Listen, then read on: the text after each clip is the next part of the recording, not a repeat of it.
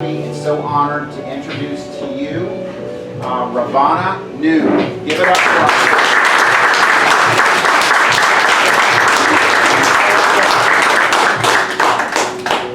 Nice to see everybody. Nice to meet everybody.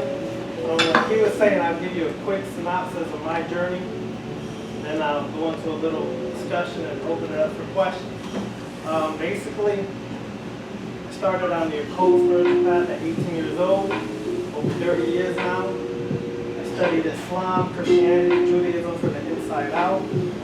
Studied Rosicrucianism, Freemasonry. Then it started leading me more. My family from the islands, Puerto Rico, so they did Santeria, things like that. So it kind of was already in my history to deal with different forms of magic and things like that. So then on my own, I studied various things. At 98 is when I really started getting more into the left-hand path, dealing more with vampirism, Luciferianism, etc., etc., etc. So I've dealt and studied and gone through a lot of different organizations, secret societies, so-called secret society. It's really not a secret, and I can tell you that now. The only secret is you. You are the one, you're the master over your own life, you're the one who runs your own life, you're the one who dictates your own life. That's the secret they've been trying to keep from you all because they try to keep people slaved or bound so that you can just be a sheep or a herd in society. That's the real secret you'll find in Freemasonry, Shrineham, and anything else that they try to say is so secret, it's really not. So through all those journeys, I ended up coming more to the left-hand path, going further, deeper into vampirism, Luciferianism, even stepped into Satanism for a little while, but didn't really stay there long. A lot of different things. What I learned on this path is you're the number one person. You're the God. Okay? The God, demon, whatever term you want to use, you're the God, demon who controls your life. Never let anyone, any shape, form, or fashion, tell you what to do, how to do, where to do, etc., etc., etc. Because the minute you do, if you left religion and came to the left-hand path, and now you belong to a group, organization, or other people who are telling you how to live your life, you just went back into religion again. Because now somebody else is dictating to you what you should or shouldn't do. No one should dictate to you what you should or shouldn't do.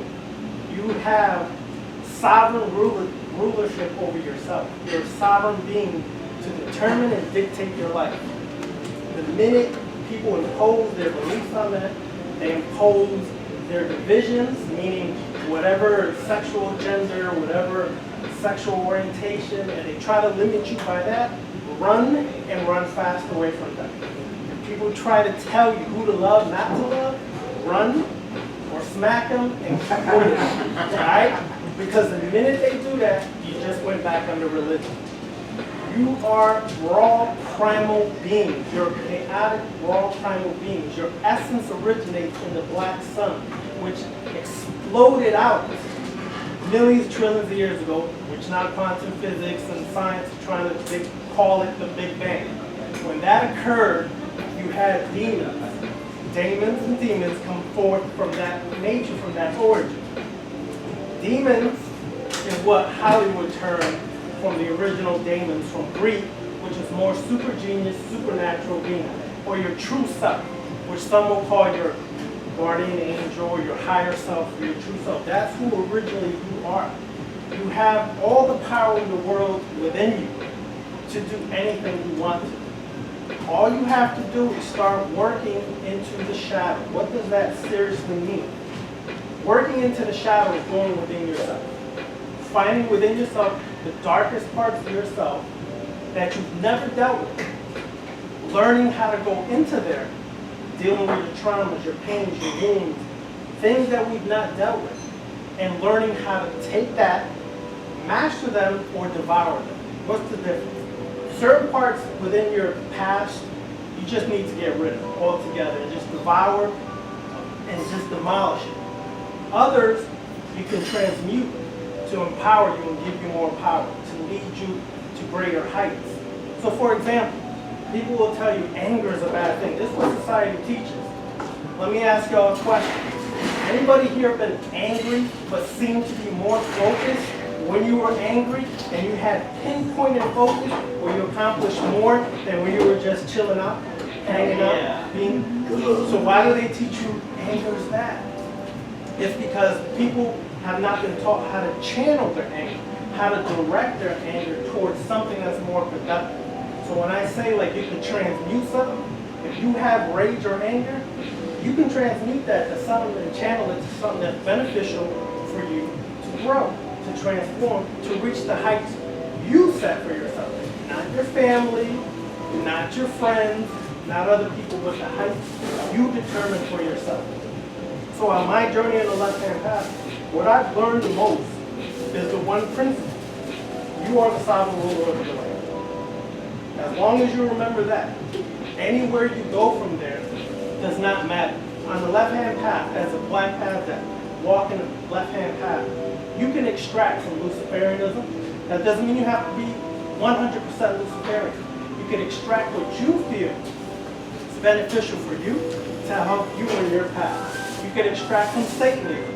You can extract from whatever you choose. But if you find something in there that you're attracted to, it's because your spirit is resonating with that vibrational frequency that is trying to lead you to extract what you need from whatever path it is you're choosing to create your own.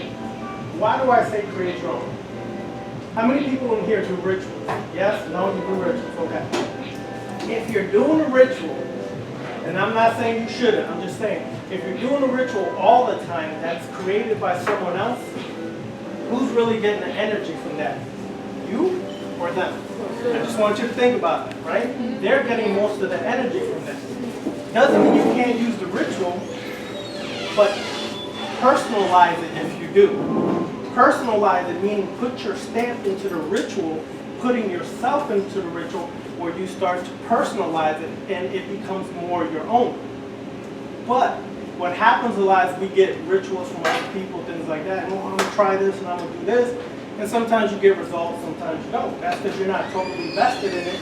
It's someone else's energy that stamped it, and theirs is what you're trying to really promote or utilize their ritual.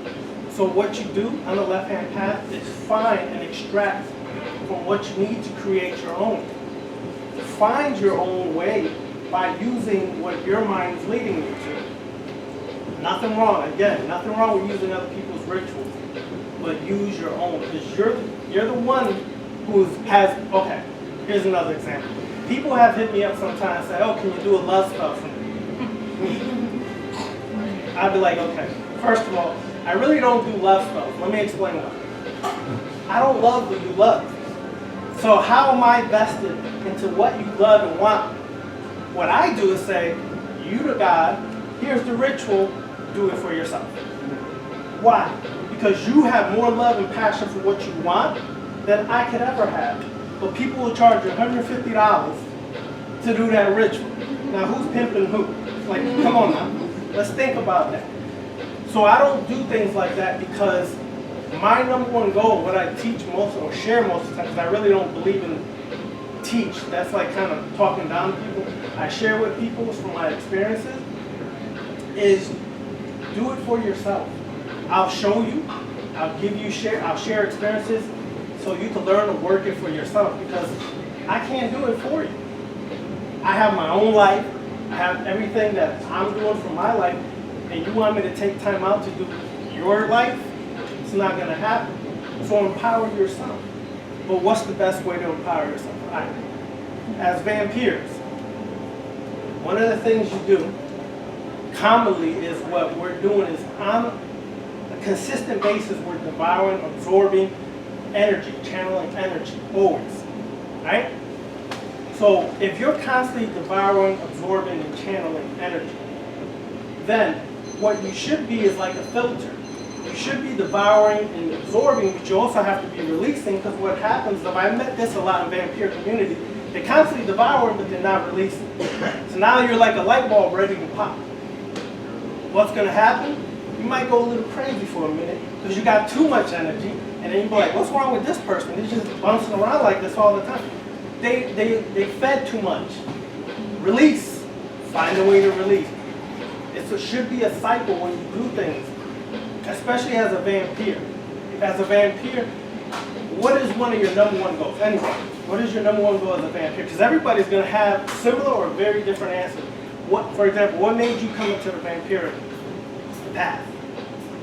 Curiosity. Okay. You. Same. Same? Control of yourself. See? Different answers right in the same room. But there's all common theme. You chose to come here, right? Because you wanted to either, you were curious about finding out more, or you wanted more control of yourself. So, if you devour, if you absorb energy, then you should have the control, not just to devour, absorb that energy, but how do you channel that energy? What can you do to once you absorb that energy, besides charging yourself up, besides charging your aura, your chakras, or whatever else, what else can you use that energy for? Clearing out negative energy. Bingo. A lot of people forget because they think that, oh, vampires or the left-hand path and people like that are just so dark and mysterious and we want to just stomp everybody. No, you can use that to heal people as well, right? The loved ones that you have, you want to heal them sometimes from the energy you absorb. They're going to think you crazy, so what? Heal them. Because sometimes they don't know how to do it for themselves because they're waiting for the big guy somewhere in the sky who ain't never really sitting there. You know what I'm saying? And they're waiting for that to happen. But you really their God. They don't realize it yet because you're the one that's healing them. So they're going to be, oh no, that's devilish and that's this, that. Yep, you're right. It is. Now let me heal you. Shut up and get out the way and let me heal you. Period. Right? This is what we start to learn as we walk further along different paths, on the left-hand path or a vampire or whatever. Always remember this, and I keep repeating it because we hear it, but do we get it? You're the master of your life. There's only two people in this world, and it may seem like there isn't, but there is. There's a master or a servant. Which one are you? Are you the master or are you the servant? Which one do you, most of y'all, I'm sure you're here because you decided to be the master, not the servant. But unfortunately, the servants too much in this world right now. They're everywhere. Everybody's serving someone, bowing down to someone, doing all that. But if they ain't bowing down to me or bowing down to you, keep it moving. I don't have time for that. You shouldn't either. Let me tell you why I mean that. We're not here to save the world. You're here to save yourself. Period. Anybody else who's willing to hear you, they become a part of your inner circle. Good. That's who you look out for. That's who you carry, your family, things like that. Outside of that, we're not here to help everybody. So don't ever get the idea that we're here to save everybody. No, then we're not. Because it's hard enough to help yourself. Go out there and help somebody else. You understand? And some of y'all could be 20, some of y'all could be 30, some of y'all could be 40. Here's what's interesting about that. Now, if you're 40, let's say, that's 40 years worth of programming that we have to go back inside ourselves to break. It seems like we've done it, but then we fall right back under the programming like this. We get caught up, there's something in the media, something happened, everybody's attention runs right to there. I don't watch TV hardly any because my emotions are not going to be shifted into something that really seems like they make it seem like it's connected to you but has nothing to do with you, right? So that's how easy our emotions can be shifted. That's how easy we can be brought back on the program. The hardest thing you find out on any path, breaking up programming, starts with your family's programming. Yeah, I love my mom, no doubt. But Mom, you did a wonderful job of programming me years ago. You understand? It started with the Jesus concept. Believe in something external to save you, to help you. Guess what? Jesus was never there when I was in a situation. You know who was there? Me. That's it. No, there was no Jesus. So that's the first thing we break. Now we can say, yeah, but I broke religion. Really? Let me ask you a question. What year were some of y'all born? 20, well shit, I was about to say 2020. Some of y'all aren't even existing yet. Hold on. No. We'll see. Okay, who's pregnant? Who did he figure out? Yeah. Someone is in there. I ain't gonna say who. But anyway, 1999, let's say. You were born 1999, right? But whatever year. But you're saying 1,999 years after what? We go back to a fictional character. You see how no matter how much you break, they still try to bring it right back under? You understand? So that's what I learned is the hardest thing is programming. That's where it all starts, breaking the programming within yourself. Then the next step is once you start breaking the programming, is gaining control back over yourself. As much as we may feed, how much energy over our lives have we given other people? How much wasted energy, I should say, have we given other people? Think about that. Now you have to try to get all that back in your life because you gave up a lot of yourself over all these years. Some of y'all may be new in the Vampyre community. Some of y'all maybe have doing this 10 years. It doesn't matter. We still all went through the same process. Some way, somehow, we had similar experiences. It may not be the same, but it's similar. So what you have to do at that point is say, okay, have I really broken the program? If I have, then the next step is gaining my power back. How do I do that? You start to go back to regain what you gave up. Some of y'all been in relationships. The guy could have taken advantage of you, or the female took advantage of you. Don't think females don't take advantage, trust me. We've all been there, okay? Somebody took advantage of you. Doesn't matter who. Point is, you gave up your power to that person. Did you ever get it back? No. Some of us may never get it back, but there's ways to do that. There's ways to get the power back. There's rituals that you can actually get the power back from that person by devouring their energy and leaving them like a zombie. I know they may sound cruel to some. I really don't care. Because sometimes morality, is that a part of your programming too? You have to have your own morals. What do I mean? Create your own morals, not based upon what your parents gave you, your culture gave you, your society gave you, or religion gave you. Check your morals. And is it still given to you by someone else, or is it your own? Because I know for a consistent basis, I constantly look at my morals and say, wait a second, my mom taught me that. So why am I still thinking under that system that she gave me, when if you really are about this, what matters the most? What's the first thing that should matter the most is you. Second is who you care about in your circle. That's what matters the most is you. Because everything starts with you and ends with you.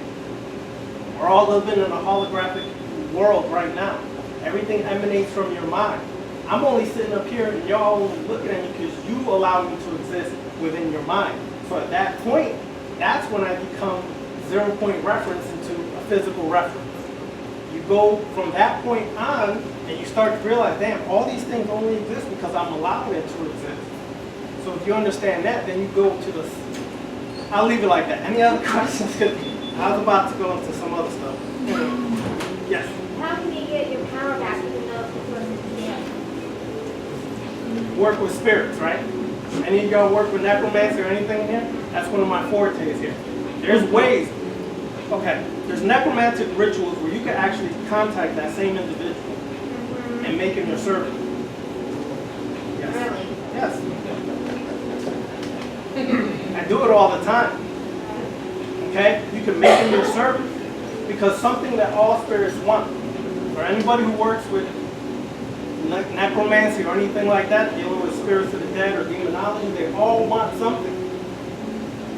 But you don't have to give it to them until they give you what you want to be accomplished. See, we have a habit of, okay, I'm going to give you some payment if you do this for me.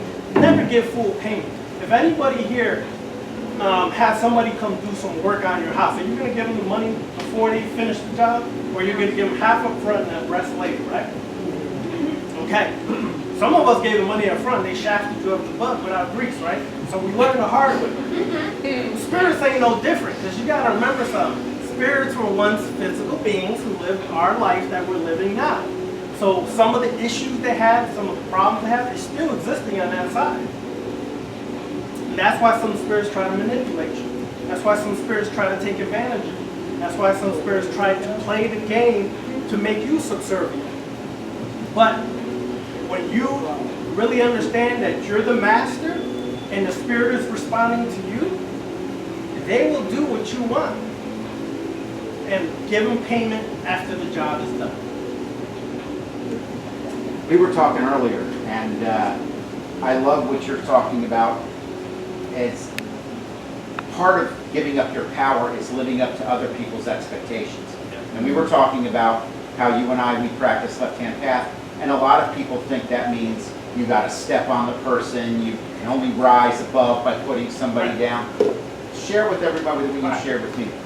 Well, that's the common concept that people have left-hand path, that we're just sadistic, masochist, kind of people. That's incorrect. You actually have more compassion than the average so-called good person in society. Let me tell you why. If you've really done the work on the left-hand path, one of the major things to work on yourself, to be a master of yourself, you have to work on your own issues first. So if you understand your own issues, your own things that you've gone through, and you start to master that, then you can understand someone else and what they're going through from the inside out, because you've dealt with it. Other than, for real, you can feel that compassion for them than this superficial crap we're given in society, that you have to be nice and wonderful and good, and that's what makes you a great person. Has anybody looked up the etymology of nice? No. Do you know it comes from the word, it's related to the word ignorant? Nice? Look it up. Etymology, when you look up the etymology, one of the definitions is ignorant. So all these years they taught us to be nice. Ignorant, right? Ignorant to the truth behind why they, listen, when I say they, I'm talking about people who are screwing up, bombing stuff, doing all this, and then blaming the others for what their tyranny is, right? They're doing all this, teach you to be nice, but yet where's their retribution? Where's their payback for the treachery that's going across the planet? You know why? Because a lot of time ago they figure out, if you dupe the masses, there is no payback. They'll let you get away with things. But when you really worked on yourself, you start to really understand. Like, for example, if you met somebody and they went through a situation because of their rage. Their rage got them in a situation, right? If you really work on yourself, you understand your own personal rage, you can understand a person's other rage and what led them or could have led them to their situation. You understand that more. That doesn't mean you justify the outcome of what came out. It just means you understand it and have more compassion for that than just, oh, I'm told to be nice, or I'm told to be a good person. Let me help grandma across the street. That's kind of mentality is what we're taught. I'm not saying don't help grandma across the street. You didn't hear me say that. Nobody go and say, Ravana said that, so, I'm disowning it, okay? But what I'm saying is, you have to decide what is right to you or wrong to you. You personally, no one else. Because what's right to you may be wrong to me and vice versa. We're all individuals, so we're all going to see things differently. It's all based on your perception. Like, for example, any woman here have children. If you were in a dire straight situation and your child needed food, but all the doors were closed to you, what would you do to get food for that child? It may lead you to do something that, according to society, is considered criminal activity. But damn, that's your child. Why wouldn't you do everything to feed that child? You understand how this society can really twist things? And you, as a mother, you will have compassion for that mother and say, that's screwed up. That she, had to break into, let's say, Publix to get food, and she ended up in jail and they stripped away from her child. For what? She's basically loving her kid, trying to feed the child, but you want to twist it and make her a criminal. But y'all are the ones that shut the door to her. You understand? That's what I'm trying. When Gryphon was saying that, that's what we were kind of discussing earlier. Is that kind of mentality, that kind of thing can be dangerous. But those of us who walk this path sincerely, walk it, you understand that from the inside out. And because you do, that's what real compassion is about. That's when you start really having real love for people. Not superficial love because they look good or something. You understand? You have real love for them because you understand their pain, and you understand, she understands your pain, or he, she, whatever. All that is irrelevant to me. What I'm saying is you understand that. And because you do, you start to find a new level of love between each other that is inseparable or unbreakable than what we find as love today. Or she got this, or she got nice boobs, or he didn't. Please. Because all that's going to fade in time, all right? Nice booze now, droopy later. So what's the difference? You understand? You better love her beyond that. You fall in love with her soul first, then the body becomes even more beautiful. Period. You understand? But if you don't, and vice versa for men too, though we may start drooping at an early age, but that's okay. You understand? But you love what you love, you like what you like, but don't let it be based upon what you were told love is. Create your own meaning of everything. That's the real reality of the left-hand path, is you create your existence every day. How many of y'all wake up and do an affirmation before your feet hit the ground? What I mean by that is, before your feet even hit the ground, when you wake up in the morning or night, depending when you work or whatever you do, you should already be creating your day before your feet hit the ground. You should already create an affirmation, say, I am abundance, I am success, I am a master, whatever the heck you want to say. You say that before your feet hit the ground. Watch how you create magic for real. Before your feet hit the ground, you just created your whole day. Your day is going to be exactly how you create it. Do not let your life be given to chance. Well, I'm going to wake up today, whatever happens, happens. Sounds nice, right? But that's kind of a fairy tale kind of thing, because the reality is you let life and you open up to life without you taking control, anything can happen. And then when you open up that door, you open up the door for all kinds of things to come your way. You have more control of your life than what you allow yourself to have. You have more control than you could ever imagine, because you actually create every morning. Before you wake up, your subconscious mind's waking up before you. Your subconscious mind is creating everything around you. So if your subconscious mind is filtered, if you haven't filtered out the little crap that's there, then that's what's going to be controlling your life. If you still have negative views about yourself, negative thoughts about yourself, then guess what's going to happen throughout the day? You're going to keep attracting that negativity into your life, and then you're going to wonder why stuff ain't going your way. Filter out what's in this subconscious mind, because like Carl Jung said, or there's so many damn ways I've heard it pronounced, but anyways, as a psychologist said, what? People go all their life giving consciousness or attention to figures of light, and they think that's what's going to make them enlightened. That's not what makes you enlightened. What makes you enlightened is when you bring consciousness to the darkness. That's what makes you really enlightened. Everybody spends their time the light. Listen, people fight in the name of light, and scientists have now proved that light is only 4% of our existence. 96% of this existence is dark matter, dark energy. So dark matter, dark energy is working with your subconscious mind. You're in your subconscious mind, you're altering dark matter, dark energy from subatomic to atomic. You're bringing it from what? Subatomic level into the atomic or physical level. From your subconscious mind. This is your best friend or your worst enemy. So go into, if you haven't done this already, go into your subconscious mind. There's many rituals. There's a void meditation. Void meditation is one of the most powerful meditations I've ever done. When you go into the void meditation, you start tapping into your subconscious mind. Don't worry, if you haven't heard of it, if you want it, let me know. I'll email it to you, okay? I'm going to give you all my email before I leave, but I email it to you. I always send people a lot of stuff like that. It helps you tap into your subconscious. What you start to hear when you get into your subconscious, you're going to hear a lot of stuff about yourself, good, bad, ugly, and beautiful. Just get ready for it. Is that meditation something that we can post in the Nox Grimore group? Absolutely. Okay, that's what I was just thinking, instead of, having to send it out I'll to do like that. everybody individually, like, just get it instead of one of the elders. What we were discussing earlier, one of the other subjects we were discussing earlier, is that, and I kind of harp on this theme, when people say,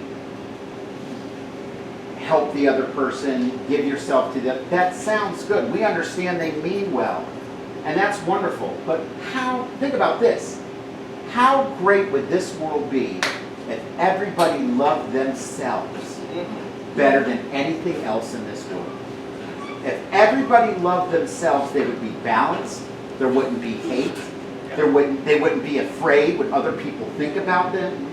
They wouldn't care if somebody said some snide remark on Facebook or made a joke on Facebook and misunderstood. None of that would matter because they would love themselves. And then it's easy to love the person next to you. And then it's easy to love the person that you don't even know. Love yourself first. It's not selfishness. It's the best gift you can give to anything or anyone that's around you. That's true. Yeah. Loving yourself, it all begins with self. And like you said, the greatest gift is loving yourself. But we're not going to lie to you. It can be hard sometimes. Yes. Some of us have done some heinous things that we still like, can't believe I did that. But guess what? You did. That's the operative word. You did. That's past. So how do we release baggage? What's Okay. That's good you said that. Now, I'm going to tie it into the question. Many of the things that we hold on to happened years ago, a few years ago, whatever the case. It's a thought. It's a thought. But what hurts us not so much the thought, is the emotions that are connected to the thought that start to destroy us, devour us, or make us really down and out, right? The thing is this, though. It's a thought. I know I keep saying that, but wrap your mind around it. It's a thought. We give life to the thought. And everything else you put behind the thought is what starts to control you, hurt you. What's the most powerful tool that religion or any dogma, left or right, uses against you or the people? Thought.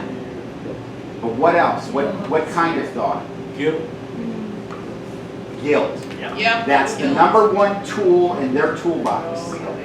And guilt is self-punishment. Yes, it is. It's punishing yourself over and over and over again.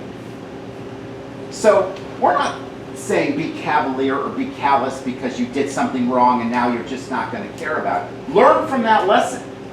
Say to yourself, this is a part of my moral code, my personal moral code, to not repeat that behavior. Yeah. But don't give guilt, don't be guilty about yourself and give somebody else that power to hold you down. Bingo. Self-forgive. Learn to forgive yourself so that you can move on. And like Ravana says, help somebody else that might be dealing with that same kind of, or a different kind of guilt. But you have the ability now to help them understand what that is. Indeed.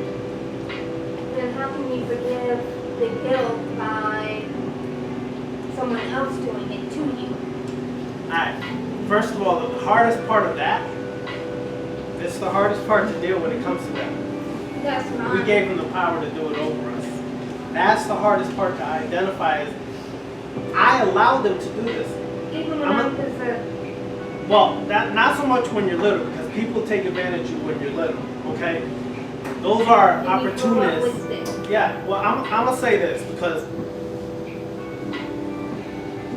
I speak about this. I spoke this about my videos. I can speak about my life because I'm trying to help others heal too. I was molested when I was young. 2 years by my granddad, from 6 to 8. A lot of that I blacked out. I don't remember a lot of that. I do remember going to the hospital, them doing, their little investigations and all that stuff. That affects me, still to this day. I have more control and power over that, but it affects me. If that wasn't bad enough, my aunt molested me when I was about 8 or 9 for over a year, okay? So when things happen when you're little, I understand it. Trust me, I didn't have no control over that. But you do have control over it now. By how it affects you and how you give life or power to that to affect you. I mean, I'm not saying be like, oh, screw it, never happened. Of course it happened. But realize that it doesn't have to affect you or control you today. Meaning, yes, it happened. But I am in control of my life today. And because I'm in control of my life today, I no longer give that energy or power to keep having a hold over me. Okay? But it takes time. I'm not going to lie to you.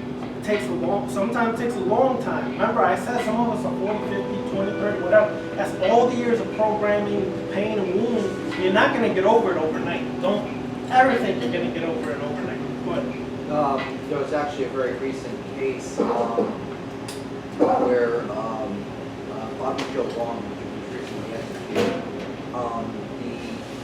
one of the surviving victims simply turned around and instead of playing victim all her life. She became a deputy in One out here, right? Yep. Yeah, I saw that. And A lifetime. she Yes, I watched she actually said that shortly after the execution that she said to me, I'm glad you chose me because I was strong enough to not only take that, Yeah. but that I was able to overcome and be stronger because of it. So she was able to transmutate that negative, really horrible, and that was not the first time that something had happened. That was the culmination, if you will, of something of unrelated trauma in her life. And when you actually heard her speak and to listen to her talk about this trauma that occurred as a child, and then again with Bobby Joe Long, the fact that she was still able to take that, transmutate that, and able to then help others to help come out of their own traumas. So it's just a matter of change. Ravana, Akula had a question. Something that actually helped me, it's something I learned that really helps me get past things like that, is every night when you go to sleep is another life that you're done with. You died, and every time you wake up, that's another life that you've been given and another chance to live. Yeah. And there's another point, there's something called cognitive therapy, which is basically you have the thought controls an emotion, the emotion controls an action. If you're able to control the thought, you can control the emotion and then can control the action. You then begin to reverse the pattern. And there's two books, Feeling Good and the Feeling Good Handbook, and you can break it down into the formula, but make it your own. And it's a phenomenal tool. I was in a group for 2 years, myself and about 10 other veterans, and we were hashing out stuff that was, a couple of them were Korea War vets, and this was back in 2006, so they were still, we were still pulling out a lot of that trauma and coming out stronger every meeting. And by the way, you two, y'all giving me strong Baron 70 vibes. I don't know if y'all know what Baron 70 is from Voodoo, but some strong vibes from Baron 70. We got a real I don't know, which When it two? comes to like, I'm calling it. Two with the top hat. the top hat, I was raised Catholic, so we're pretty good with the guilt crap.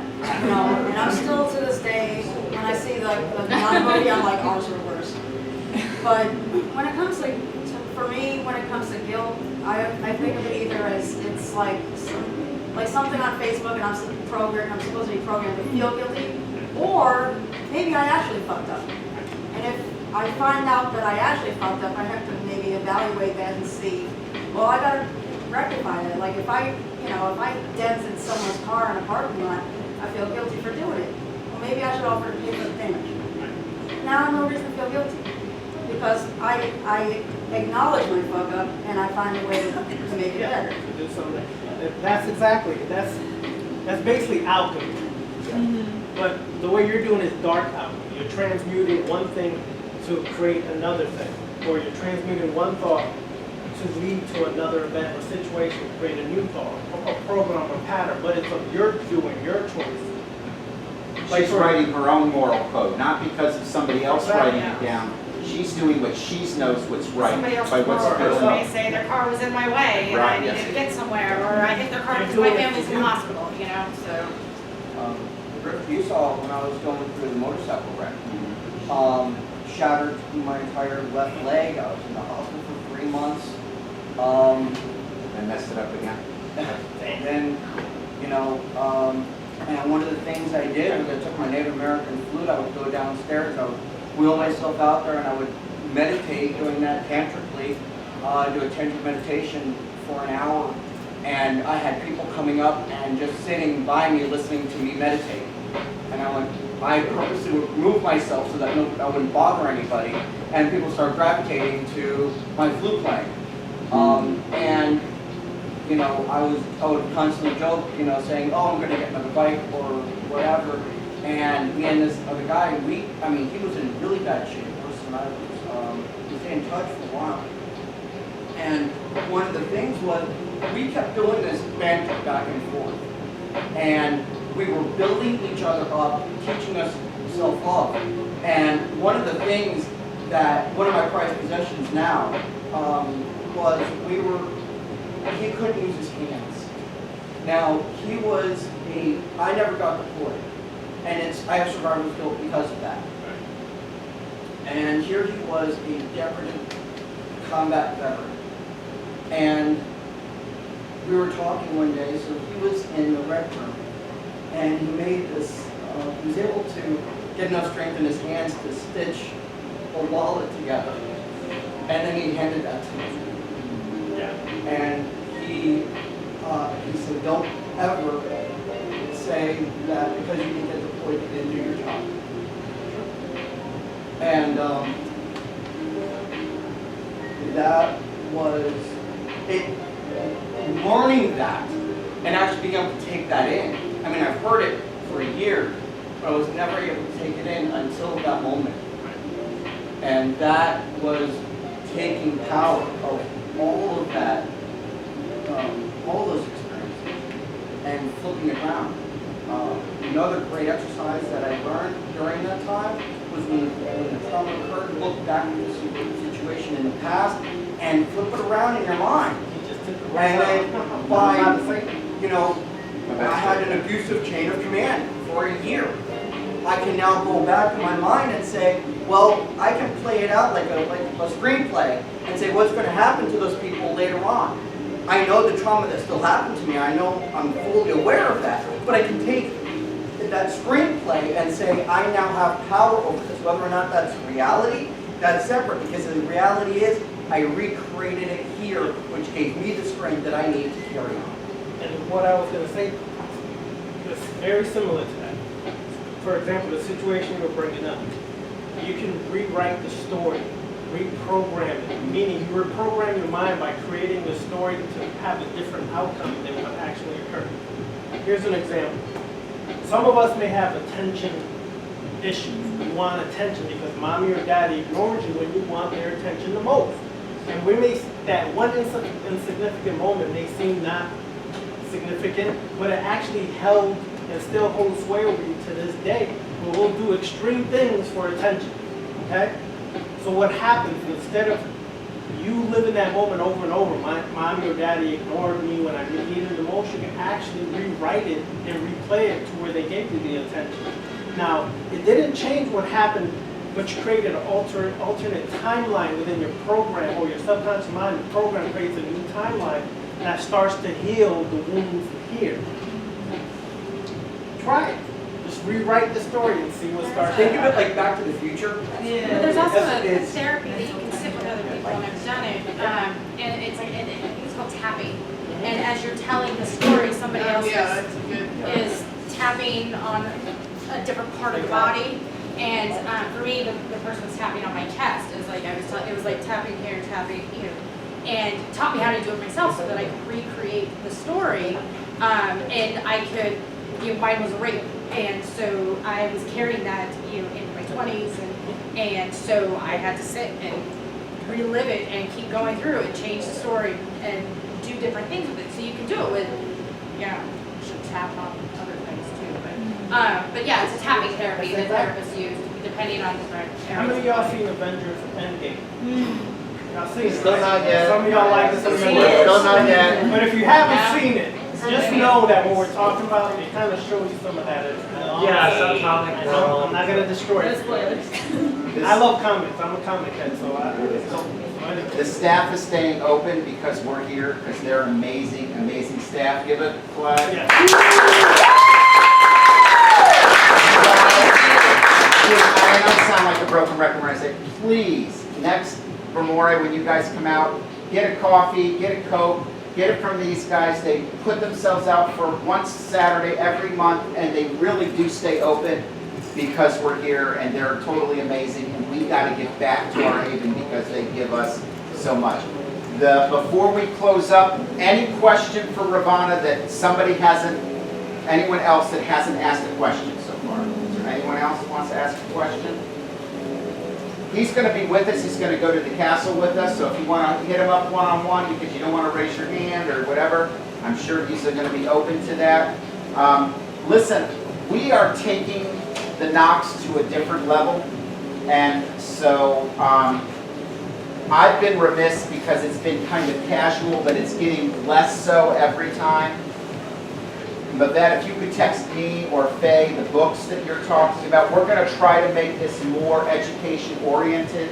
So and we're going to have links to his amazing YouTube channel, and he's gracious enough to give his email out. I want you guys to give Ravana Nun a big hand. He can always